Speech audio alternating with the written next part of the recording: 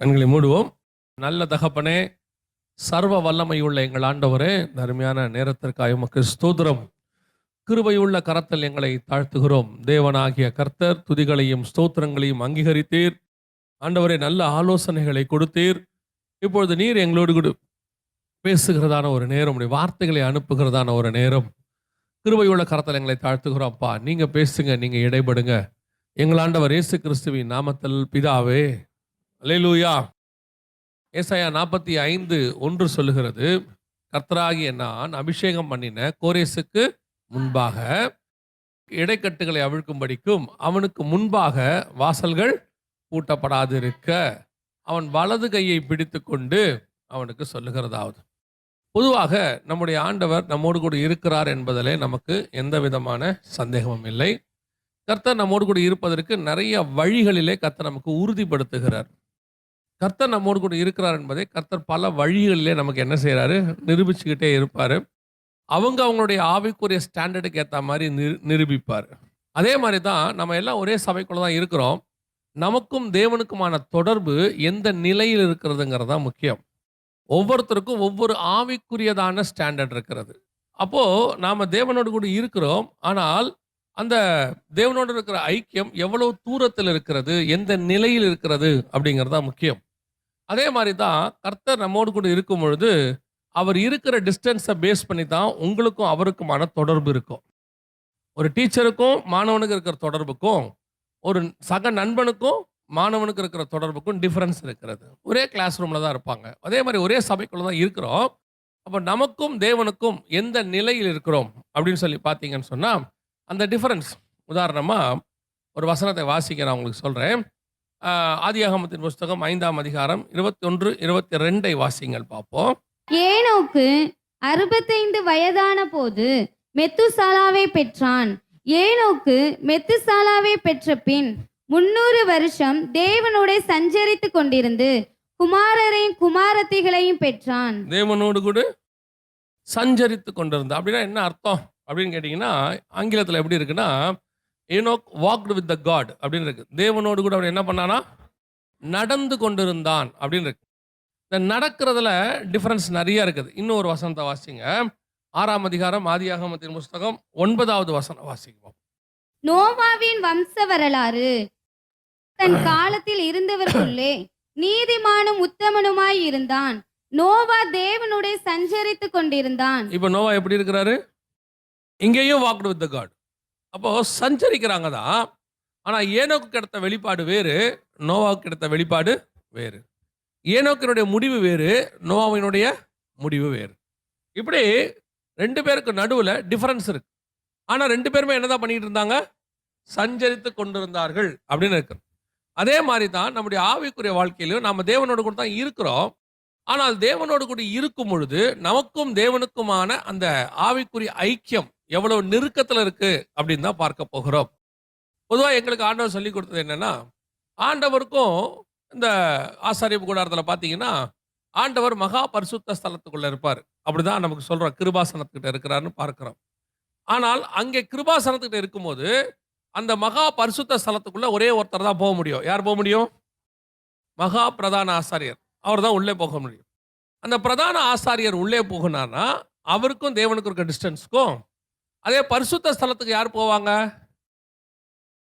அதே ஆசாரியர்கள்ல லேவி கோத்திரத்தை சார்ந்தவங்க அங்கே போவாங்க. ஸோ அவங்களுக்கும் இவங்களுக்கும் இருக்கிற டிஸ்டன்ஸ் எப்படி இருக்கும்? கொஞ்சம் தூரம் தான் இருக்கும்.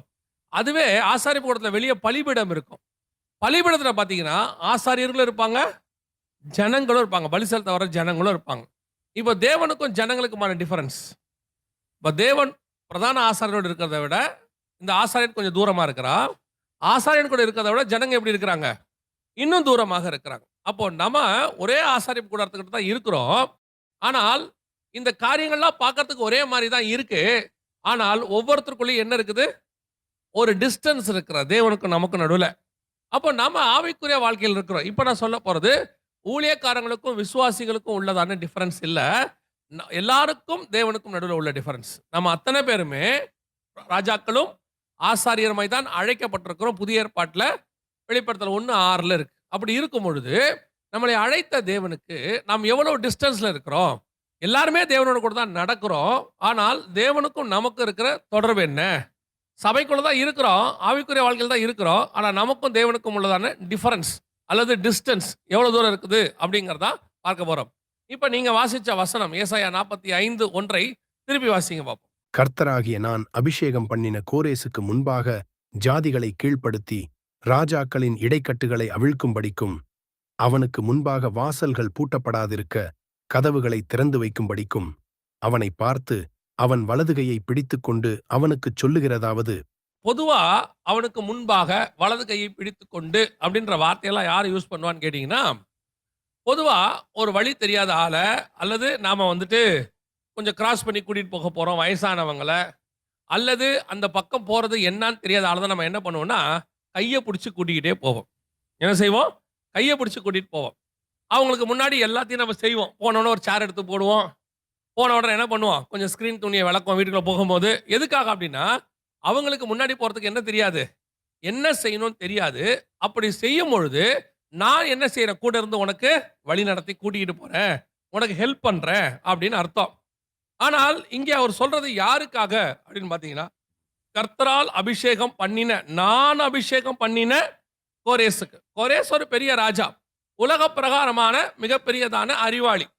கோரேஸ் த கிரேட், சைரஸ் த கிரேட்ம்பாங்க. அப்படியாப்பட்டதான ஒரு ராஜாவுக்கு கர்த்தர் சொல்ற வார்த்தை, உனக்கு என்ன பண்ணணும்னு தெரியாது, எது எங்க இருக்குன்னு தெரியாது, பொக்கிஷம் எங்க இருக்குன்னு தெரியாது, புதையல் எங்க இருக்குன்னு தெரியாது. நான் என்ன செய்றேன்? நான் உன் வலது கையை பிடிச்சுக்கிட்டு முன்னாடியே போறேன், நீ என் கூடவே வா அப்படிங்கிறார். இது கர்த்தருக்கும் முதலாவதாக ஒரு நிலையில் அபிஷேகம் பண்ணின உங்களை என்னையும் அபிஷேகம் தான் பண்ணியிருக்கிறாரு. ஆனால் நீங்களும் நானும் எந்த நிலையில் இருக்கிறோம் அப்படிங்கிறதா இம்பார்ட்டன்ட். நமக்கு அபிஷேகத்தை பண்ணிட்டாரு. ஆனால் ஆவிக்குரிய வாழ்க்கையில இன்னும் நமக்கு முன்பாக வைக்கப்பட்ட காரியங்கள் என்ன இருக்குன்னு நமக்கு தெரியாது. ஊழியத்தின் பாதையிலேயே நிறைய ஊழியக்காரர்களுக்கு கூட முன்பாக என்ன இருக்குன்னு தெரியாது. பல நேரங்களிலே அப்படியே போயிட்டே இருப்பாங்க. சார் தப்பான விஷயத்துக்கு போயிடுவாங்க. அப்புறம் ஆண்டவர்கிட்ட கேட்பாங்க, ஆண்டவரே என்ன இப்படி நடந்துச்சு? எனக்கு இந்த பைபிள்ல உள்ளதான மிக முக்கியமான ஆட்கள் எல்லாரையும் நீங்க எடுத்து பாருங்க. நம்ம ஆண்டவர்கிட்ட உள்ள ஒரு சுபாவம், ஒவ்வொரு ஸ்டேஜ் வரும்போதும் அடுத்து என்ன செய்யணும், அடுத்து என்ன செய்யணும்னு சொல்லிக்கிட்டே வருவார். இப்போ மெசொப்பொத்தேமியா தேசத்துல இருக்கும்போது ஆபிரகாமை பார்த்து, நான் காண்பிக்கும் தேசத்துக்கு போ அப்படிங்கிறார். இப்போ அந்த தேசத்துல வந்துட்டார். அங்க வந்த ஈசாக்க பார்த்து கர்த்தர் ஒரு ஆலோசனை கொடுப்பாரு, நீ இந்த தேசத்தில் இரு, எகிப்துக்கு போகாத அப்படிம்பார். அதே தேசத்துல இருக்கிற யாக்கோபை பார்த்து சொல்வாரு, நீ போ, உன்னை திருப்பி நான் கூட்டிகிட்டு வந்துருவேன்பார். இப்படி ஒவ்வொருத்தருக்கும் ஒரு விதமான ஆலோசனை இருக்கு. நாம எல்லாருமே முடிவு வரை தெரிந்தவர்கள் அல்ல. 100% சாவர வரைக்கும் என்ன நடக்கும்னு எனக்கு தெரியும்னு சொல்லவே முடியாது. ஒருவேளை நமக்கு ஒரு டெஸ்டினேஷன் வச்சிருப்பார் ஆண்டவர். இப்போ மோசே கிட்ட சொல்லிட்டாரு, நீ போ, நான் உன்னை இஸ்ரவேல் ஜனங்களை விடுதலையாக்கி என்ன செய்வேன்? கூட்டிட்டு வருவேன்னு சொல்லிட்டாரு. ஆனால் நடுவுல செங்கடல் வரும், நடுவுல பார்வோன் துரத்திட்டு வருவான்றதை அவங்ககிட்ட சொல்லல அவரு. இல்லையா? கூட்டிட்டு போனாரு, கூட்டிட்டு வந்துட்டாரு. இப்போ அவர் சந்தோஷமா வந்துகிட்டு இருக்காரு. கர்த்தர் சொன்னபடி விடுதலையாக்கிட்டாரு. நல்ல ஜெய கம்பீரமாக சேனைகளின் கர்த்தர் ஜெய கிறிஸ்து முன் செல்லுகிறார்னு பாட்டு பாடிக்கிட்டே வராங்க. வந்தா செங்கடல், ஒரு பக்கம் பார்வோன். இப்போ என்ன செய்யணும்னு தெரிஞ்சிருந்தா மோசே போய் கர்த்தரை கேட்டிருக்க மாட்டாரு.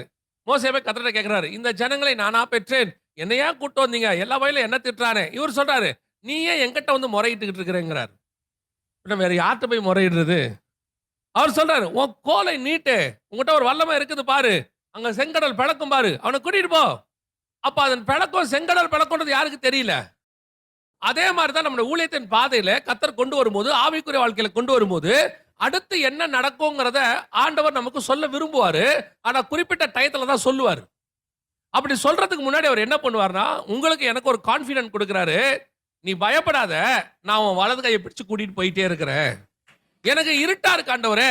கோரேஸ் ஒருவேளை, ஆண்டவரே பெரிய பாபிலோனா இருக்கு, ஒருவேளை கோரேஸ் அப்படி ஆண்டவரை பார்த்தவனா இருந்தா, பாபிலோனா இருக்கு, எல்லாரும் இருக்கிறாங்க, பெரிய பெரிய கோட்டையா இருக்கு அப்படின்னும் போது, நீ கவலைப்படாத கோரேஸ், உன் கையை பிடிச்சு நான் தான் கூட்டிட்டு போயிட்டு இருக்கிறேன். நீ எந்த வழியா போனா உள்ள போலாம், எந்த பொக்கிஷத்தை எடுக்கலாம், எந்த இடத்துல இருக்கிற புதையல் எடுக்கலாம் எனக்கு தெரியும். நீ எப்படியே என்ன ஃபாலோ மட்டும் பண்ணு. என் கையை மட்டும் பிடிச்சி, நான் கையை பிடிச்சிருக்கிறேன்ல, அப்படியே வந்துகிட்டே இரு, நான் உன்னை கூட்டிட்டு போய் சரியா செய்வேன் என்பதுதான் கர்த்தர் நமக்கு கொடுக்கிறதான வாக்குத்தத்தம். அல்லேலூயா. அடுத்த வருஷம் என்ன பண்ண போறோம், ஏது செய்ய போறோம், எப்படி ஆகும், இன்னைக்கு வரைக்கும் தான் நம்ம கிட்ட இருக்குது. இன்னைக்கு வரம் வலது கையை பிடித்துக்கொண்டு நடத்தி கொண்டு வந்த தேவன் இனிமேலும் உன்னை நடத்த வல்லமை உள்ளவராக இருக்கிறார். அல்லேலூயா. இதுதான் உங்களுக்கு எனக்கு ஆண்டவர் பண்ற வாக்குத்தத்தம். நிறைய பேருக்கு என்னன்னா, ஆண்டவர் என்னென்னலாம் நமக்கு செய்ய போறாருங்கிறத அப்படியே நமக்கு முன்னாடி பிளான் மாதிரி போட்டு கொடுத்துடணும். பிளான் மாதிரி போட்டு கொடுத்துட்டா நமக்கு நிம்மதி. சில நேரத்தில் சில விஷயங்களை தான் கர்த்தர் சொல்லுவாரு, சில விஷயங்களை என்ன செய்ய மாட்டாரு, சொல்ல மாட்டார் நம்ம கிட்ட. அவரா செய்வார்.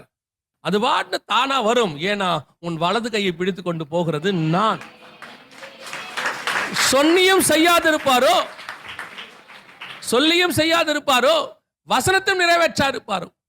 இந்த அவிசுவாசம் அல்லது பயம் இருக்குல்ல, அது வேணாங்கிறார் கர்த்தர். கையை நாள்ல பிடிச்சிருக்கிறேன். நீங்க யோசிச்சு பாருங்க, ஒரு சின்ன வயசுல நம்மள போகும்போது கொஞ்சம் தடுமாறோம்னா அப்பா கையை பிடிச்சிருந்தாருன்னா கீழே விழ விட மாட்டாரு. தடுமாறி கீழே விழுற மாதிரி இருக்கும், ஆனா அப்படியே கையை பிடிச்சி அப்படியே தூக்குவாரு. அது கிட்ட முட்டை போதுற மாதிரி இருக்கும், முட்டி கீழே போற மாதிரி இருக்கும் தெருவுக்கு, ஆனா மோத விட மாட்டார், தூக்கிடுவாரு. ஆனா பிள்ளைக்கு என்ன தெரியுமா, அப்பா விட்டுருவாரோ, அது என்ன பண்ணும், கையை உதறிட்டு தானா நடக்க ஆசைப்படும். அப்பா சொல்வாரு, குறிப்பிட்ட காலம் வரும், நானே கையை விடுவேன், நீ போலாம், இங்க மேடு பள்ளமா இருக்கு, உன்னை எப்படி கொண்டு போகணும்னு எனக்கு தெரியும்.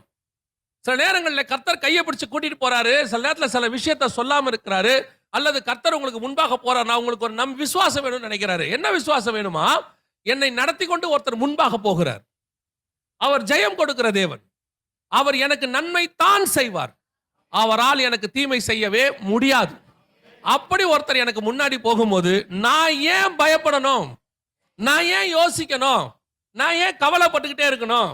இயற்கையாகவே நமக்கு ஒரு பயம், ஒரு காஷன் சொல்லுவாங்க, அல்லது ஒரு ஒரு விதமான காரியம் இருக்கும். நடக்குமா, நடக்காதா, ஆகுமா, ஆகாதா, என்ன செய்யணும்? இதுதான் இஸ்ரவேல் ஜனங்கிட்ட இருந்துச்சாமா. அதனால 1 கொரிந்தியர் 10 ஆண்டவர் சொல்றாரு, அதனால் அநேக இடத்தில் அவர் பிரியமாய் இருக்கவில்லைன்னு இருக்கு. இவர் தான் விடுதலையாக்கினாரு, இவர் தான் முன்னாடி போனாரு, இவர் தான் செங்கடலை பிளந்தாரு, இவர் தான் மன்னா கொடுத்தாரு, காடை கொடுத்தாரு, எல்லாம் கொடுத்தாரு. ஆனா அவங்க எப்படி இருந்தாங்களா? 4வது வசனம், எல்லாரும் ஒரே ஞான பானத்தை குடித்தார்கள்.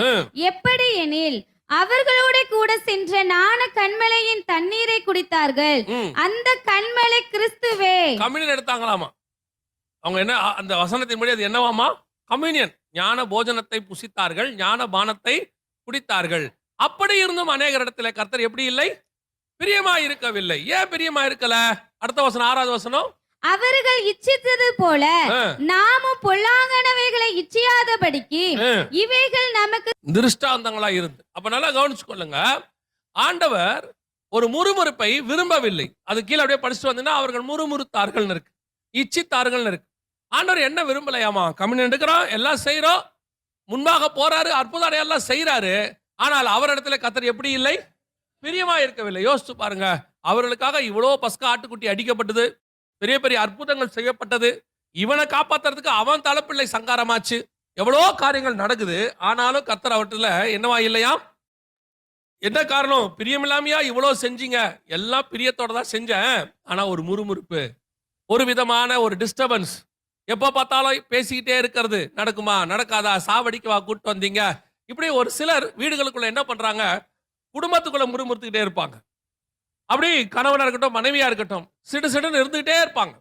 இது ஆண்டவருக்கு பிடிக்கிறது இல்லையாமா. அதே மாதிரிதான் ஆவிக்குரிய வாழ்க்கையில் இருக்கிறீங்களாமா. எது சொன்னாலும் இத்தனை வருஷம் நடத்திட்டாரே, அப்படி இருக்கும் பொழுது நாம ஏன் அப்படியே முறுமுறுப்பு, நடக்குமா, நடக்காதா? அப்ப கர்த்தர் சொல்றாரு, இத்தனை வருஷம் நான் உன்னை நடத்தி கொண்டு வந்ததுக்கு என்ன பலன்? அப்ப நான் இவ்வளவு நாள் நடத்திருக்கிறேன்றதுல உனக்கு என்ன இல்ல, ஒரு நம்பிக்கை என் மேல வரவே இல்லையே. உங்களை பிள்ளைகளை நீங்க வளர்த்துக்கிட்டே வரீங்க, 20 வயசு 22 வயசு ஆன பிறகு பிள்ளை கேட்குது, ஒருவேளை என்னை நடுத்தல நீங்க நிறுத்திட்டீங்கன்னா, என்னை விரட்டி விட்டீங்கன்னா, உங்க சொத்தெல்லாம் எனக்கு பிரிச்சு இப்பவே எழுதி வச்சிருங்க. ஏன்பா எழுதி வைக்கணும்? நாளைக்கு என்னை விரட்டி விட்டா, ஏன்பா 22 வருஷம் உன்னை நடத்தியிருக்கிறேனே, 25 வருஷம் நடத்தியிருக்கிறேனே, உனக்கு சாப்பாடு போட்டிருக்கிறேன், இன்னுமா உனக்கு என் மேல நம்பிக்கை வரலன்னா, அப்பதான் ஆண்டவர் சொல்றாரு, உன் மேல எனக்கு என்ன இல்லை, பிரியம் இல்லை. காரணம் என்ன? உன் வலது கையை பிடித்துக்கொண்டு முன்பாக இத்தனை வருஷம் நான் போயிருக்கிறேனே, இத்தனை ஆண்டு காலம் உன்னை நடத்தி இருக்கிறேனே, நீ ஒண்ணும் இல்லாத போது வெறும் கோலும் கையுமா இருக்கும்போது நான் உன் கூட இருந்தனே, மனுஷர்களை உதாசீனப்படுத்தின போது நான் உன் கூட நின்றேனே, உன்னை வேணான்னு எல்லாரும் சொல்லும் போது நான் வேணும் என்று சொன்னேனே, அந்த நிலையிலேயே நான் உன் கூட இருந்து கூட்டிட்டு வந்துட்டேனே, இதுக்கு மேல உனக்கு என் மேல என்ன அவிசுவாசம்? இதுக்கு மேல உனக்கு என்ன என் மேல ஒரு நம்பிக்கை இல்லா தன்மை? எப்ப பார்த்தாலும் முறுமுறுப்பு, என்ன ஆகும், ஏதாகும், என்ன நடக்கும்? ஆண்டவருக்கு என்ன பிரியம் தெரியுமா? ஆண்டவர் ரொம்ப பிடிச்ச வார்த்தை, அவர் என்னை கொன்று போட்டாலும். சாத்ராக் மேஷாக் ஆபேத்நேகோ சொல்லுவான், அழகா சொல்லுவான், அவர் என்னை காப்பாற்றினாலும் சரி, காப்பாற்றா விட்டாலும் சரி, என் வாயிலிருந்து அவருக்கு விரோதமா ஒரு வார்த்தை வராதுன்னா. இதுக்கு அர்த்தம் என்ன தெரியுமா? இது அவர் மேல் நான் வைத்த நம்பிக்கை. அவர் என்னை காப்பாத்துவார்னு எனக்கு தெரியும்யா. ஒரு வேளை காப்பாத்தாம போனாலும் எனக்கு கவலை கிடையாதுயா. ஏன் தெரியுமா? இது வரைக்கும் என்னை நடத்தினவர் உண்மை உள்ளவர். அவர் எனக்கு முன்பாக போய் கொண்டிருக்கிறார். எனக்கு என்ன பயம்? நமக்கு ஒரு முன்னாடி ஒருத்தர் போனா நமக்கு ஒரு தைரியம் வருது இல்ல, அவர் கூட இருக்கிறாரு. இல்ல நீங்க ஒரு எம்எல்ஏ கூட வாகனத்துல போறீங்க, நீங்க போகும்போது எதுக்காவது பயப்படுவீங்களா? டிராபிக்கை பத்தி கவலைப்படுவீங்களா? அங்க வந்தாலும் போலீஸ் நிக்கிற அவரை பார்த்து பயப்படுவீங்களா? எதுவும் பயப்பட மாட்டீங்களா? நான் இப்ப எதுக்குள்ள இருக்கிறேன்? ஒரு பெரிய ஆபீசருடைய காருக்குள்ள இருக்கிறேன். அந்த தைரியம் இருக்கும்ல, அதை விட மேலான தைரியம் ஆவிக்குரிய வாழ்க்கையில வளரணும். காரணம், சர்வ வல்லமை உள்ளவர் எனக்கு முன்பாக போகிறார். சர்வ வல்லமை உள்ளவர் எனக்கு முன்பாக போகிறார். எனக்கு என்ன பயம்? எங்க விட போறாரு? ஒன்றும் இல்லாத போது, வெறும் கையாய் வந்த போது, பாக்கெட்ல வெறும் 10 ரூபாய் இருக்கும்போது என்னை நடத்தி கொண்டு வந்த தேவன் இன்னைக்கு ஒரு பரிவாரத்தை உருவாக்கி கொடுத்திருக்கிறார். அன்னைக்கு இருந்ததை விட விசுவாசம் என்ன செய்யணும்? வளர்ந்திருக்கணும். 10 வருஷத்துக்கு முன்னாடி ஒண்ணும் இல்லாத போது என்னை நடத்தினவர் இப்ப இனிமேலும் என்னை நடத்த போதுமானவராய் இருக்கிறார். அல்லேலூயா. இப்ப என்னை சுத்தி இருக்கிறது மேல நம்பிக்கை இல்ல, எப்பவும் என் நம்பிக்கை என்ன தெரியுமா? எனக்கு முன்பாக ஒருவர் போகிறார். அவர் எனக்கு கோணநாளவைகளை செவ்வையாக்குவார், புதையல்களையும் பொக்கிஷங்களையும் எடுத்து கொடுப்பார், கதவுகளை உடைப்பார், தாப்பால்களை முறிப்பார். எனக்கு முன்பாக வாசல்கள் திறந்திருக்கும். இது அபிஷேகம் பண்ணினவனுக்கு கர்த்தர் கொடுக்கிறதான வாக்கு தத்தம். கர்த்தர் யார் அபிஷேகம் பண்ணானோ அவனுக்கு கொடுக்கிற வாக்கு தத்தம் இது. அப்ப கர்த்தர் நம்மளை அபிஷேகம் பண்ணிட்டாரு அப்படின்னா இது நடக்கும். ஒரு கோரேஸ் ராஜாவுக்கு முன்னாடியே இது நடக்கும்னா உங்களுக்கு எனக்கும் நடக்காதா? பிள்ளைகளை அழைக்கப்பட்ட உங்களுக்கு எனக்கும் நடக்காதா? இப்ப ஆண்டவர் சொல்றாரு, உனக்கு முன்பாக போய் கோணலானவைகளை செவ்வையாக்குவேன். இது கர்த்தர் முன்னாடி போகும்போது நடக்கிறதான ஒரு சம்பவம். 2வது வாசிங்க, உன்னத பாட்டின் புஸ்தகம் 8ஆம் அதிகாரம் 5வது வசனம் வாசி. இந்த வசனம் சொல்லுது, தன் நேசர் மேல் சார்ந்து கொண்டு வனாந்தரத்திலிருந்து வருகிற இவள் யார்? இது அதே பிரயாணம் தான். முதல் பிரயாணத்துல கர்த்தர் வலது கையை பிடிச்சுக்கிட்டு என்ன பண்ணாரா? முன்னாடி போனாரு. கோரேஸ் எங்க போறாரு? அப்போ பின்னாடி போறாருன்னு அர்த்தம். அவர் முன்னாடி போறாரு, இவரு பின்னாடி போறாரு. முன்னாடி போறவனுக்கு என்ன கிடைக்கும்? வாசல்கள் திறந்திருக்கும், கதவுகள் பூட்டப்படாது இருக்கும், தாப்பால்கள் முறிக்கப்பட்டிருக்கும், பொக்கிஷம் புதையல்கள் எல்லாம் கிடைக்கும். இது முன்னாடி போறவனுக்கு. யோசிச்சு பாருங்க, பின்னாடி ஃபாலோ பண்றவனுக்கே அவன் நடக்குது. இயேசுவை பின்தொடர்கிறவனுக்கு இவ்வளவும் கிடைக்குது. ஆனா இதை விட இன்னொரு ஸ்டேஜ் இருக்குது, அடுத்த ஸ்டேஜ்.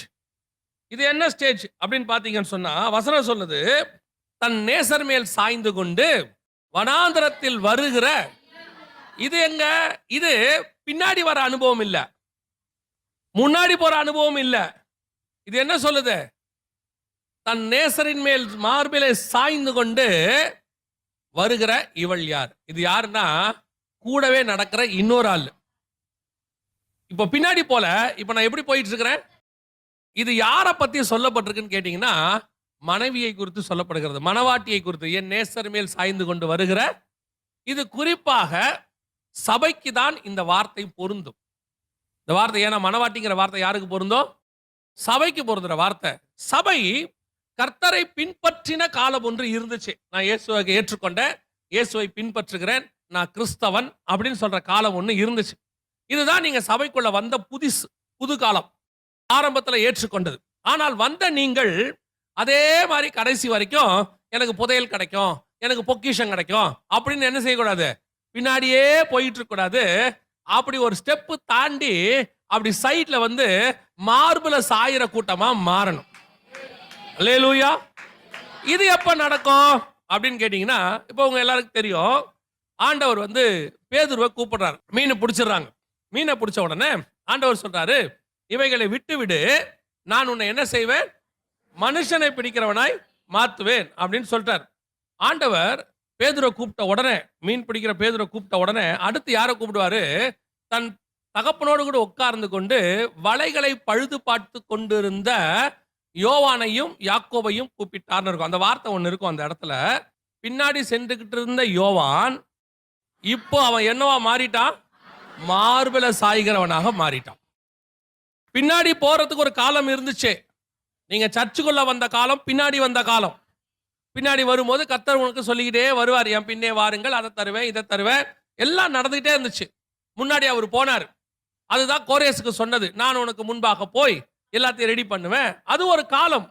நீ பின்னாடி வா, நான் உன்னை மனுஷனை பிடிக்கிறவனாய் மாத்துவேன்.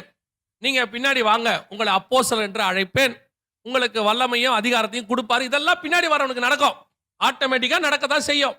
அவர் தம்மிடத்தில் வந்தவர்களை அழைத்து அவர்களை பிரசங்கம் பண்ணவும், அவர்கள் தம்மோடு இருக்கவும், பிரசங்கம் பண்ணவும், வியாதியத்தில் அகப்பட்டவர்களை குணமாக்கவும், பிசாசுகளை துரத்தவும் அவர்களுக்கு அதிகாரம் கொடுத்தார். இதெல்லாம் இருக்கு, மார்க்ல இருக்கு. ஆனா நீ வெறும் பின்னாடியே போற கூட்டம் இல்ல. அப்படியே 20 வருஷம் பின்னாடி, 30 வருஷம் பின்னாடி, 40 வருஷம் பின்னாடி என்ன சொல்றீங்க? நான் அப்படியே ஆண்டவருக்கு பின்னாடி போயிட்டே இருக்கிறேங்க.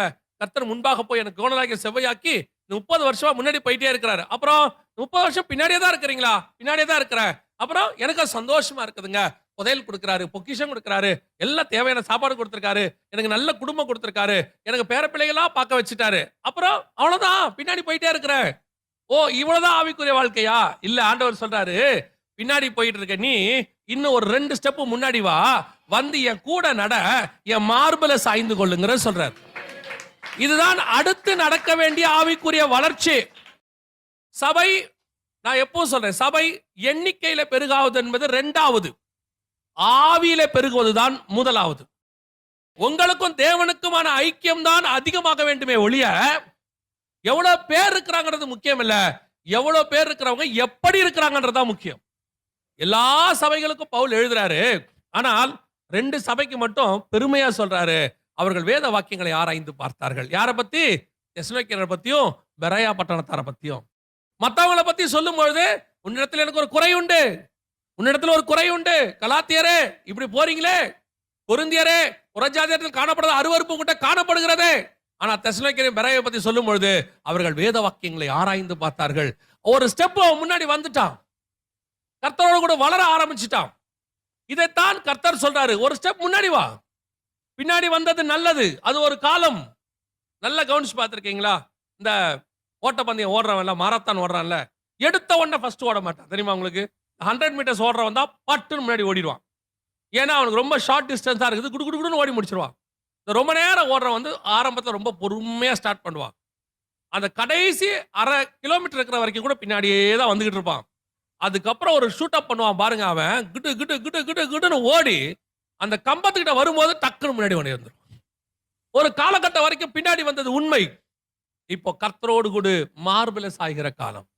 ஏங்க, நாங்க தான் பின்னாடி வரும்போதே நல்லா இருந்தோமே, இதுல நாங்க ஏன் மார்பில சாயினோம்? என்ன அவசியம் இருக்கு? ஒரு பெரிய மத தலைவர் இருந்தாரு அந்த கிறிஸ்தவத்துல. அவர் வந்து ஒரு 10 வருஷத்துக்கு முன்னாடி இந்த சம்பவம், அவர் ஒரு வார்த்தை சொன்னாரு, don't get closer to the God அப்படின்னாரு. தேவனிடத்தில் ரொம்ப கிட்ட போகாதீங்க. ஏன் அப்படின்னா, நீங்கள் கிட்ட போக போக உங்களுக்கு உபத்திரவம் அதிகரிக்கும் அப்படின்னாரு. அவரு எப்படி கிட்ட வராம மனுஷனை பண்றதுக்கான வார்த்தையை சொல்றாரு பாருங்க. கிட்ட வர வர உபத்திரவம் அதிகரிக்கும். எதை வச்சு சொல்றாருன்னா, நீங்க ரொம்ப கிட்ட போனீங்கன்னா ஆண்டவர் உங்ககிட்ட என்ன எதிர்பார்ப்பாரா? ரொம்ப எதிர்பார்ப்பாரு. இப்போ சபையில இருக்கிற உங்க எல்லாரையுமே அவர் பிள்ளைகளா தான் பார்க்கிறாரு, இந்த மாற்று கருத்தே இல்ல. ஆனா உங்ககிட்ட எதிர்பார்க்கறத விட அவர் பிள்ளைகிட்ட எதிர்பார்க்கறது கொஞ்சம் அதிகமாகத்தான் இருக்கும். எதுக்காக? உங்களை இப்படி ஏதாவது ஒரு பிரச்சனை வந்துச்சுன்னா கண்டிக்க முடியும். ஆனா அவனை கண்டிக்கும் போது என்ன சொல்வாரு? ஏய், ஒரு ஊழியக்காரன் பையன் இப்படி செஞ்சா என்னடா ஆகும்? என்ன கேட்பான்? அந்த வேர்டு ஒன்று வரும் தெரியுமா லைன்ல? அது தான் நேசிக்கிறவங்கள, ரொம்ப நெருக்கமானவங்கள கொஞ்சம் அதிகமாக ஸ்டிக் பண்ணுவோம், கொஞ்சம் அதிகமாக கண்டிப்போம். ஏன்னு சொன்னா, நீ மேல போகும்போது நிறைய பேர் உன்னை என்ன செய்யறாங்க? பாக்குறாங்க. கீழே இருக்கும்போது விழுந்தினா நிறைய பேருக்கு தெரியாது, மேல இருக்கும்போது விழுந்தினா நிறைய பேருக்கு தெரியும். அதனால மேல போகும்போது கச்சர் என்ன பண்ணுவாரு? கொஞ்சம் எச்சரிப்பு அதிகமா கொடுப்பாரு, அப்ப கொஞ்சம் ஸ்டிக் பண்ணுவாரு. நீ கீழே இருக்கும்போது என்ன வேணா செய்யலாம், அது யாருக்கும் தெரியாது. மேல போகும்போது நீ செய்யற சின்னது கூட எல்லாருக்கும் தெரிய ஆரம்பிச்சிடும். அப்போ ஆண்டவர் சொல்றாரு, இதெல்லாம் செய்யாத, இதெல்லாம் பண்ணாத. ஸ்டிக் கிட்ட வர வர, தேவன்கிட்ட கிட்ட வர வர உங்க இடத்துல கொஞ்சம் அதிகமான பர்ஃபெக்ஷனை கர்த்தர் எதிர்பார்ப்பார். கீழே இருக்கிற ஜனங்கள் இருக்கிற பரிசுத்தத்தை விட மேல போற மோசே கிட்ட பரிசுத்தம் அதிகமாக இருக்க வேண்டும். நான் மோசே ரொம்ப நெருக்கமானவன்றதுனால எப்படி வேணாலும் போவேனா? இல்ல. ஆண்டவர் சொல்வாரு, கீழ இருக்கிறவன் என்ன வேணா செய்யட்டும். ஆனா பலிபீடத்தின் மேல் ஏறும்போது நீ உள்ளான ஆடையை தரித்துக்கொள். ஏன்? பலிபீடத்தில் ஏறும்போது உன் நிர்வாணத்தை நீ காணாதபடி. என்ன ஆண்டவரே சொல்றீங்க? கீழ இருந்தா உன் நிர்வாணம் தெரியாது. மேல போக போக உன் நிர்வாணம் தெரியும். அப்போ ஆண்டவர் அதிகமா போக போக உங்ககிட்ட எதிர்பார்ப்பு அதிகமாகுது ஆண்டவருக்கு. ஆவிக்குரிய வாழ்க்கையில உங்ககிட்ட கர்த்தர் என்ன செய்றாரு? அதிக எதிர்பார்ப்பு உடையவராய் இருக்கிறார். அதுக்கு பேர் சிட்சை அல்ல, பெர்ஃபெக்ஷன். அதற்கு பேர் உன்னை கர்த்தர் குற்றம் கண்டுபிடிக்கிறார் என்ற அர்த்தம் அல்ல, மத்தவங்க உன்னை குற்றம் கண்டுபிடிச்சிட கூடாதுங்கிறதுக்கான அக்கறை அதுக்கு பேர். ஆண்டவர் எதுக்காக உன்னை அப்படி சொல்றாரு? நிறைய பேர் சொல்லுவாங்க, அவங்கள விட எங்க அவங்க எல்லாம் எப்படி எப்படியோ இருக்கிறாங்க. அப்படி இருக்கும்போது நாங்க கொஞ்சம் இப்படி பண்ணா என்னங்க? இல்ல, பண்ணக்கூடாது. ஏன் தெரியுமா? அவன் கர்த்தருடைய ஐசைட்லயே இல்ல. அவனை கர்த்தர் எப்ப கொண்டு வர தெரியாது. ஆனா நீ மலை மேல் இருக்கிற பட்டணம், அநேகருக்கு வெளிச்சம் கொடுக்கிற பட்டணம். நீ மேல போக போக போக உன் மேல ஒரு பக்கம் பொறாமப்படுற கூட்டம் பார்த்துக்கிட்டே இருக்குது. உன்னை பிடிக்காதுங்கிற அவன்லாம் யார் தெரியுமா? நீ விழுவாயா என காத்திருக்கிற கூட்டம். நீ எப்படியாவது கீழே விழுந்துட மாட்டியான்னு எதிர்பார்த்திருக்கிற கூட்டம். அவனுக்கு முன்னாடி கர்த்தர் என்ன விரும்புறார் தெரியுமா? என் பையன் விழ மாட்டா, நீ என்ன வேணா செஞ்சு பாரு, அவன் உயர போய்கிட்டே தான் இருப்பான்னு சொல்லி கர்த்தர் உன்னை உயர்த்த விரும்புகிறார். அப்படி இருக்கும்போது அந்த மார்பல சாயிற கூட்டத்துக்கு கொஞ்சம் கஷ்டம் ஜாஸ்தி. முன்னாடி போகும்போது கையை பிடிச்சி இழுத்துனே போவாரு. ஒரு சேஃப்டி இருக்கே. ஆனா சைட்ல சாஞ்சிட்டு வரவனுக்கு ரெண்டாவது ஒரு ஆசீர்வாதம் இருக்கு. நான் என்னன்னு சொல்றேன், முன்னாடி நீ ரொம்ப கேர்ஃபுல்லா இருக்கணும், அவருக்கு ஈக்குவலா நடக்கணும்.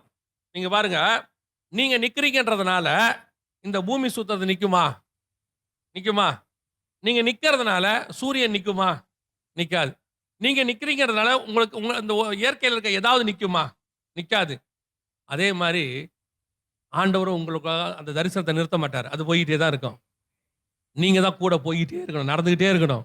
நீங்க நின்னீங்கன்னா நீங்க தான் உங்களுக்கு வச்ச தரிசனத்துல இருந்து தூரம் போவீங்களே ஒழிய உங்களுக்காக நின்னு கூட்டிட்டு போக மாட்டார் ஆண்டவர். ஏன்னா அது ஒரு ஜேர்னி. அந்த ட்ரெயின்ல நீங்க போனா போயிட்டே தான் இருக்கணும். அது பாட்டு போயிட்டே இருக்கும். நீ தான் ட்ரெயின்ல கரெக்டா ஏறிக்கணும். அந்த ட்ரெயின்லயே போனோம். சிலர்லாம் பாத்தீங்கன்னா ட்ரெயின் விட்டு இறங்காமையே வாங்குவாங்க, ஜன்னல்லையே தான் வாங்குவாங்க எல்லாத்தையும். ஏன்? எனக்கு கொய்யாப்பழம் வாங்குறத விட நான் பிரயாணம் எனக்கு முக்கியம். சிலர் கொய்யாப்பழம் வாங்கிட்டு ட்ரெயினை விட்டுரும். இங்க இருந்துச்சு ட்ரெயின் எங்க? அது போய் 10 நிமிஷம் ஆச்சு. அடுத்தவன் கேட்கிற அடுத்த வார்த்தை என்ன தெரியுமா? அடுத்த ட்ரெயின் எப்போ வரும் தெரியாது. 6 மணி நேரம் ஆகுமோ 8 மணி நேரம் ஆகுமோ. ஆக மொத்தத்துல நீ விட்ட ஜேர்னி விட்டது தான். அந்த பிரயாணத்தை விட்டது. அதுக்கு தான் ஆண்டவர் சொல்றாரு, இறங்கிறாத, அந்த பிரயாணத்தை விட்டு கீழே வந்துடாத. உனக்கு ஒரு தரிசனம் இருக்கு, என் கூட சாஞ்சிக்கிட்டே நட, கூட வாக் பண்ணிக்கிட்டே வா. நடுவுல உன்னை நிக்க வைக்கிற ஆள் நடக்கும். உன்னை ஓரமா நிக்க வைப்பாங்க, ஏதாவது ஒண்ணு செய்வாங்க. இன்னைக்கு நம்ம சொல்றது என்ன? ஒண்ணு குடும்ப வாழ்க்கை நல்லா ஸ்ட்ராங்கா போச்சுன்னா ஸ்பிரிச்சுவல் பாதிக்கப்படுது. ஜெபம் பண்ண முடியல, பைபிள் வாசிக்க முடியல, கணவருக்கு காலைல ஏஞ்சி சமைச்சு கொடுத்து எல்லாம் பண்ணி முடிச்சுட்டு பிள்ளைகளை ஸ்கூலுக்கு அனுப்பிட்டு ஜெபம் பண்றதுக்குள்ள போதும் ஆயிடுது. கணவனை கேளுங்க, ஏப்பா நான் கல்யாணத்துக்கு முன்னாடி நல்லா ஜெபம் பண்ணிக்கிட்டு இருந்தேன் பிரதர், காலைல ஏஞ்சி ஜெபம் பண்ணுவேன், பைபிள் வாசிப்பேன், எல்லாம் இருந்துச்சு. கல்யாணம் ஆன பிறகு எதுவுமே பண்ண முடியறது இல்ல. காலையில எழுந்திரிச்சு வேலைக்கு போய் இந்த பிள்ளைகளுக்கு சம்பாரிச்சு கொண்டு வந்து காப்பாத்தி நடுவுல ஜெபம் பண்றதுக்குன்னே உட்காரதே எப்பயாவது ஒரு. ஏன்? என்னப்பா ஆச்சு? இது பெருகிருச்சு, இது குறைஞ்சிருச்சு இல்லையா? ஒரு சிலர் இப்படி முடிவெடுக்கிறான், யாருமே வேணாம் விடுங்க, நான் தேவனோடு கூட இருக்க போறேன். என்னப்பா பண்ண போறேன்? நான் போய் என்ன பண்ண போறேன்? தனியா ஒரு இடத்துல இருக்க போறேன், நல்லா ஜெபம் பண்ண போறேன். தேவனோட திட்டம் என்ன தெரியுமா? பரலோகத்திலிருந்து பூமியிலே உங்களை கொண்டு செய்ய வேண்டிய ஒரு வேலை இருக்கு. மெத்துசுலா வந்தாதான் லாமேக்கு வருவான், லாமேக்கு வந்தாதான் நோவா வருவான், நோவா வந்தாதான் பேழை வரும், பேழை வந்தால்தான் மிருகங்கள் எல்லாம் பாதுகாக்கப்படும், அடுத்த தலைமுறை உருவாகும். இதுக்கு ஏனோக்கு மெத்துசுலாவை பிறக்க வேண்டி இருக்குது. குமாரரையும் குமாரத்தைகளையும் பெற்றான்.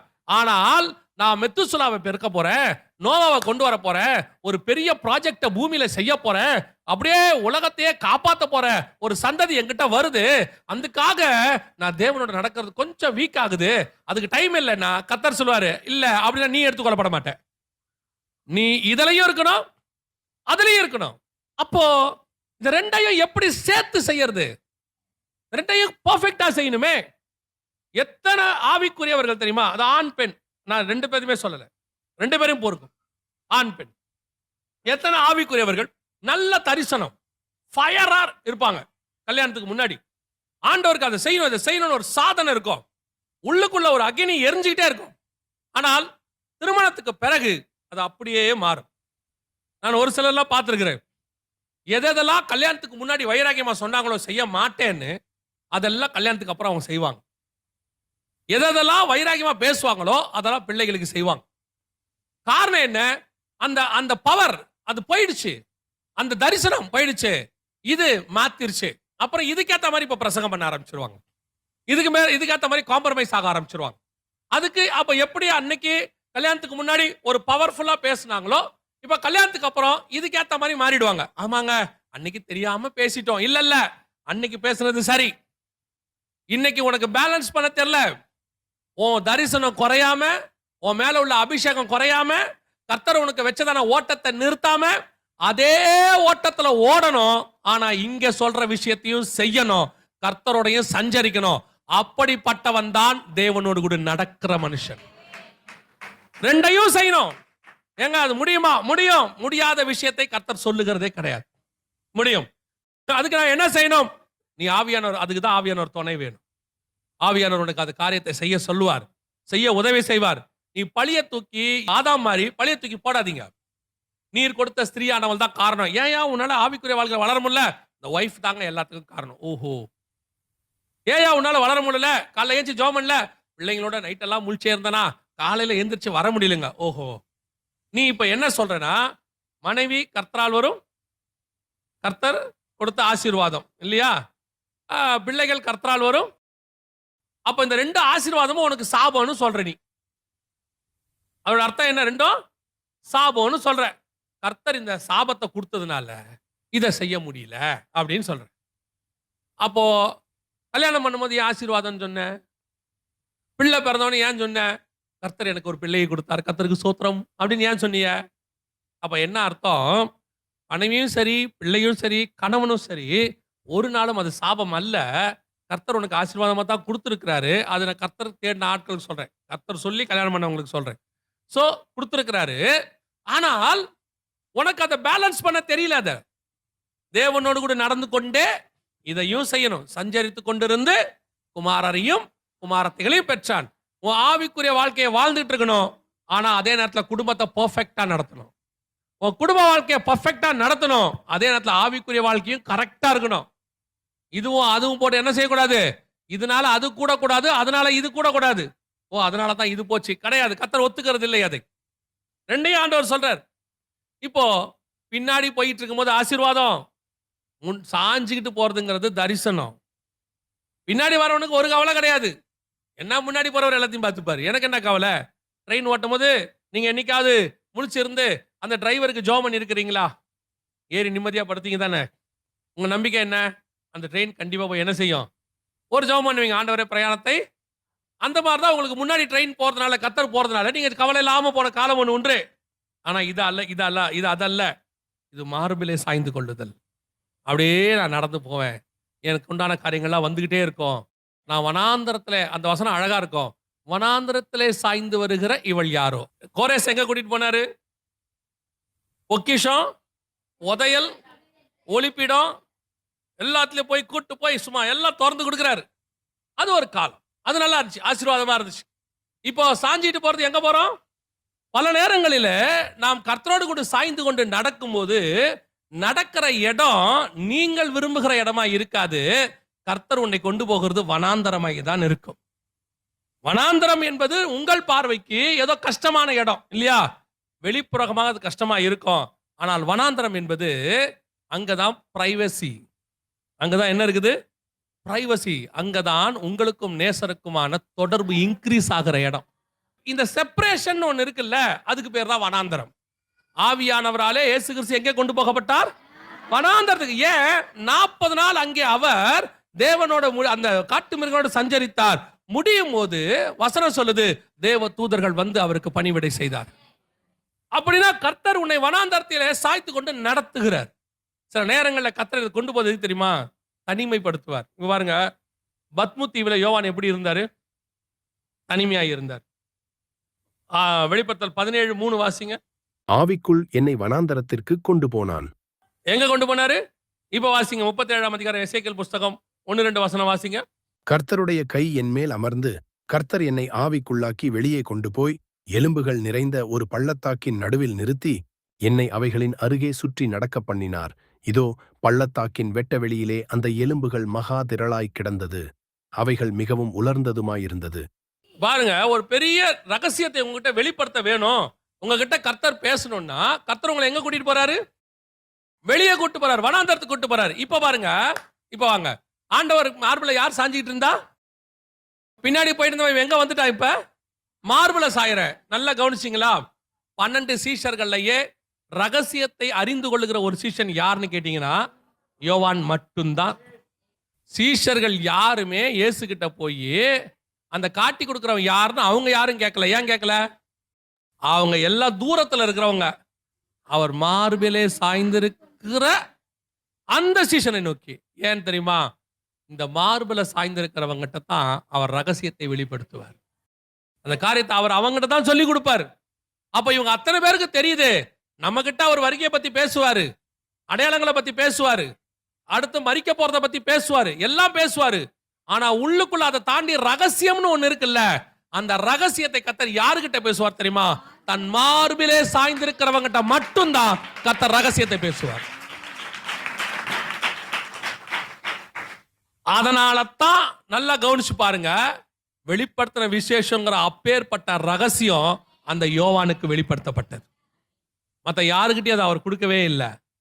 அப்போ வனாந்தரத்துல தனிமையிலிருந்து பத்மு தீவுல இருக்கணும், அவங்கிட்ட தான் கர்த்தர் ரகசியத்தை கொடுப்பாரு. அவன் மார்புல சாயிரவனாவும் இருக்கணும். நீ யார் இடத்துல அன்பா இருக்கிறாயோ அவர்கள் தங்கள் ரகசியங்களை எல்லாம் உனக்கு வெளிப்படுத்துவார்கள். அதனாலதான் ஒரு பாருங்க, மனைவி கிட்ட கணவன் கிட்ட சொல்லாதது கூட ஃப்ரெண்ட்ஸ் கிட்ட சிலர் பேசுவான். காரணம், அவன் மேல அவனுக்கு அவ்வளவு நம்பிக்கை, ட்ரஸ்ட், அவன் அவ்வளவு க்ளோஸ். சில மனைவிகள் சொல்லுவாங்க, ஏங்க அவர் என்னை விட அவர் ஃப்ரெண்டு தாங்க அவருக்கு ரொம்ப க்ளோஸ், அவருக்கு தான் எல்லாம் தெரியும்பாங்க. காரணம் என்ன? அவ்வளவு நெருக்கம். தன்னிடத்துல அதிகமாய் நெருங்குகிறார்களோ அவரிடத்துல கர்த்தர் தம்முடைய ரகசியங்களை வெளிப்படுத்த வல்லமை உள்ளவராய் இருக்கிறார்.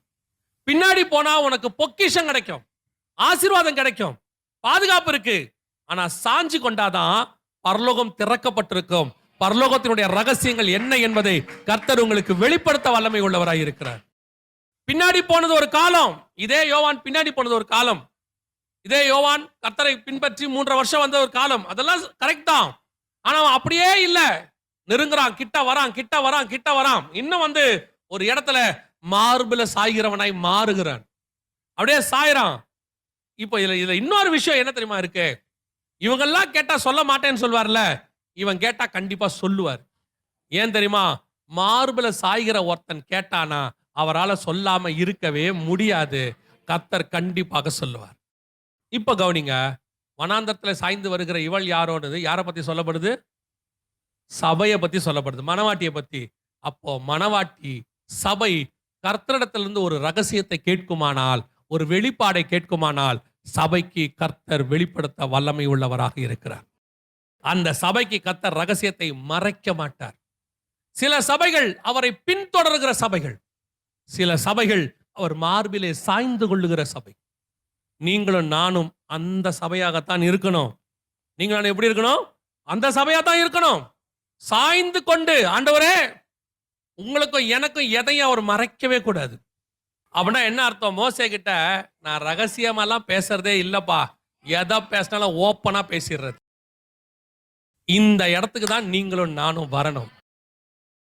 நாம் இப்ப பின்னாடி போறவனுக்கு தீர்க்கதரிசி பின்னாடி போவான், முன்னாடி இருக்கிறது அவனுக்கு தெரியாது. ஏன்னா பின்னாடியே போகும்போது முன்னாடி ஒரு உருவம் போகுது, முன்னாடி என்ன நடக்குதுன்னு தெரியாது. ஆனா ஒரு நம்பிக்கை இருக்கு, கரெக்டா போகும். ஏன்னா ஓட்டுறவர் பர்ஃபெக்ட். சில நேரங்கள் நம்ம அதை பத்திலாம் கவலைப்படவே மாட்டோம். முன்னாடி போறதை பத்தி நமக்கு என்ன கிடையாது, கவலை கிடையாது. அது என்ன வந்தாலும் அவங்க பார்த்துப்பாங்க, அது போகும் அப்படிங்கிற ஒரு நம்பிக்கை. அப்படி ஒரு நம்பிக்கை கர்த்தர் மேல இருந்து நம்ம போயிட்டு இருக்கிறோம். அது வேற, இது வேற. இது ரெண்டாவது.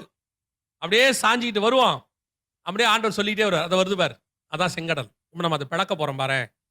அவன் போய் கேட்கணும், ஆண்டவரே செங்கடல் வரது, இது எப்படி பிளப்போம்? அந்த கேள்வியே தேவையில்லை, அந்த கேள்வியே தேவையில்லை. அவரே அப்படி கையை போட்டு சொல்லிட்டு வருவார், இந்த பாரு ஒரு செங்கடல் வருதா, இதை நம்ம பிளக்க போறோமா, இல்ல நம்ம அப்படியே போயிட்டே இருப்போம், பின்னாடி பார்வோன் சாவான் பாரு, திரும்பி பாரு சாவறானா, ஆமாட்ட சாவறான், அப்படியே வா வா வா நம்ம போவோமா, ஆண்டவரே கரை ஏற போறோமா, கரை ஏறின உடனே அங்க மண்ணா வரும், நீருற்று வரும், நம்ம தண்ணி குடிப்போமா, அப்படியே போயிட்டே இருப்போமா, இறைச்சி. இவனுக்கு மறை பொருளே கிடையாது, இவனுக்கு கவலையும் கிடையாது, ஒண்ணும் கிடையாது. காரணம், இவன் மார்பிலே சாய்ந்திருக்கிறவன். இவனுக்கு ரகசியம் என்பதே கிடையாது. கர்த்தர் வெளிப்படுத்தி கொண்டே போவார். இதுதான் கர்த்தர் நீங்களும் நானும் கர்த்தரிடத்துல வர வேண்டிய அடுத்த ஸ்டேஜ். நாம முதல் ஸ்டேஜ்ல சந்தோஷம், சர்ச்சு முதல் ஸ்டேஜ்ல இருக்கிறது சந்தோஷம், இல்லைன்னு சொல்லல. நாங்கள் அவரை பின்பற்றுகிறோம், ஃபாலோ பண்றோம், கர்த்தர் எங்களுக்கு கொடுக்கிறாரு, எல்லாம் நன்மை. ஆனா அதே இடத்துல போக கர்த்தர் விரும்பவில்லை. இப்ப கர்த்தர் என்ன விரும்புறாரு தெரியுமா? நான் மார்பிள சாஞ்சிட்டேன், கூட வா. ஏன் தெரியுமா? கர்த்தருக்கு இன்னும் நம்ம கிட்ட சொல்ல வேண்டிய ரகசியம் நிறைய இருக்கு. இப்ப இந்த பைபிள்ல எழுதியிருக்கிறார்ல, இது எல்லாம் ஓமைகளாக இருக்கு. இதெல்லாம் எப்படி இருக்குது? ஓமைகளாக இருக்கு. இதுக்கு பின்னாடி ஓமைனா மத்தேயு 13:10-11 சொல்லுது. ஓமைனா ரகசியம். ஓமைனா பரலோக ராஜ்யத்தின் ரகசியம்னு அங்க இருக்கு. ஓமையா பேசி வெளியரங்கமா பேசுறது ரெண்டு இருக்குது. ஒண்ணு, தூரத்துல இருக்கிறவனுக்கு கர்த்தர் எப்படி பேசுவாரு? ஓமையா பேசுவாரு. ஆனா உங்ககிட்ட நான் எப்படி பேசுறேன்? வெளியரங்கமாய் பேசுகிறேன், ரகசியமாய் அல்ல அப்படின்னு. இந்த பைபிளுக்குள்ள நிறைய ரகசியம் இருக்கு. நல்லா கவனிச்சுக்கொள்ளுங்க. நான் சொல்லிட்டு முடிக்கிறேன், கவனிங்க. இந்த பைபிளுக்குள்ள நிறைய ரகசியம் இருக்கு. இந்த ரகசியத்துல உங்களுக்குரியது எனக்குரியதும் இருக்கு. நம்ம வாசிக்கும் போது நமக்கு தெரியப்படுத்த வேண்டிய, நீங்க பொதுவா என்ன நினைக்கிறீங்கன்னா, நான் சர்ச்சுக்கு வரேன், பாஸ்டர் பேசுவாரு, பாஸ்டர் நமக்கு சொல்றாரு, நம்ம கேட்டுக்கிறோம். இது முதல் ஸ்டேஜ், பின்பற்றுதல். முன்னாடி போவாரு, சொல்லி கொடுப்பாரு, எல்லாம் செய்வார். ஆனா ரெண்டாவது ஒன்று இருக்கு. அது என்ன தெரியுமா?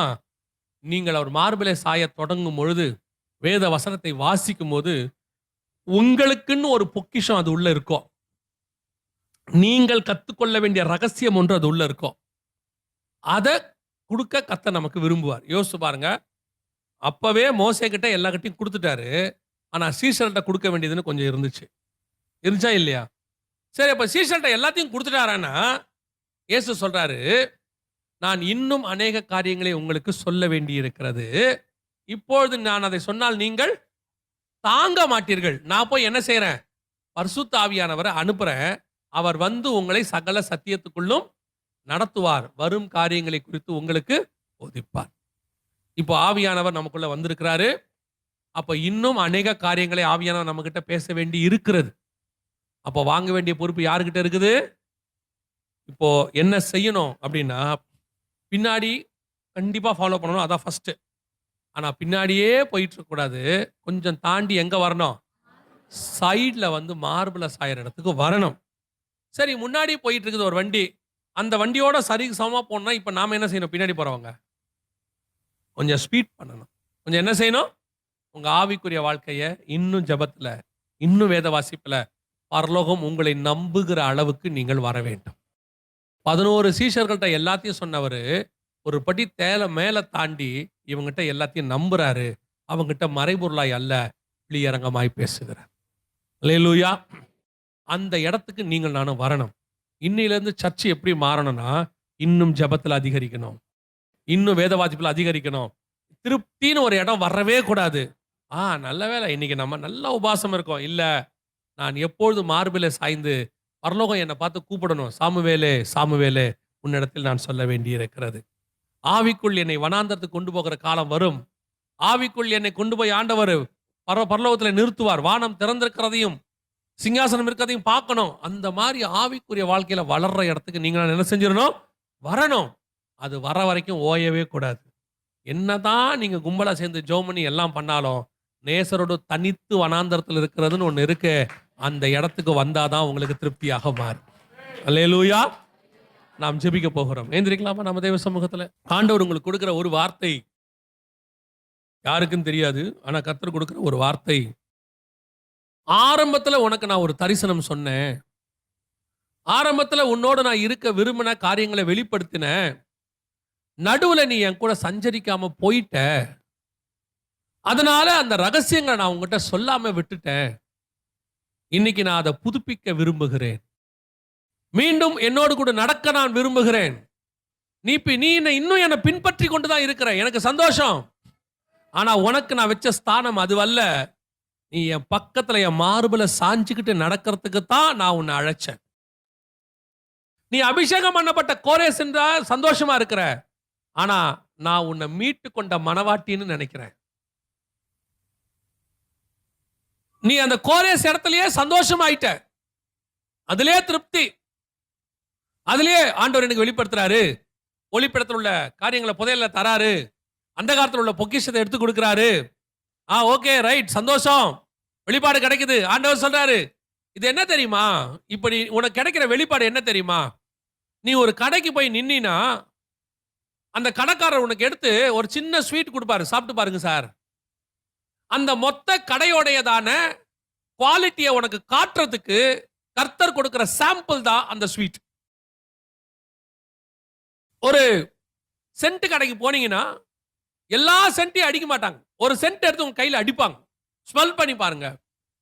எதுக்கு தெரியுமா, அந்த கடையில உள்ள சென்ட் எல்லாம் நல்ல குவாலிட்டி, நீங்க உள்ள வந்து வாங்கணுங்கிறதுக்கான அழைப்பு அது. இப்போ உனக்கு தரிசனத்துல அல்லது உன் வரத்துல அல்லது உனக்கு ஜெபத்துல கர்த்தர் சொல்லக்கூடிய காரியங்கள் என்ன தெரியுமா, சாம்பிள்.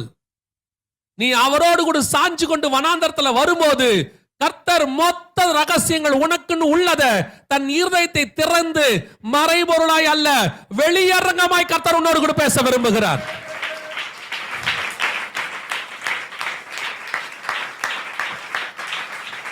கர்த்தர் உன்னோடு கூட வெளியரங்கமா பேச விரும்புறார். ஏன் நான் உன்னை வேறு பிரிச்சேன் தெரியுமா, நான் ஏன் உன்னை செப்பரேட் பண்ணேன் தெரியுமா. நீ நிறைய நாள் நினைச்சிருக்கல, அவங்களோட இருந்தா நல்லா இருக்கும், இவங்களோட இருந்தா நல்லா இருக்கும். நீ நிறைய முயற்சி பண்ணல, இவங்களோட கூட சேர்ந்து பிரயாணப்படலாம், இவங்க கூட சேர்ந்து மினிஸ்ட்ரி பண்ணலாம் அப்படின்னு நினைச்சல. ஏன் நான் உன்னை கொண்டு வந்து இப்ப இங்க வச்சிருக்கேன் தெரியுமா, உன்னை கொண்டு வந்ததுக்கு ஒரு முகாந்தரம் இருக்கு. ஏன் தெரியுமா, உங்ககிட்ட நான் தனியா நிறைய பேச வேண்டியிருக்கு. உனக்குன்னு நான் வச்சத நீ வாங்காமையே இருக்க,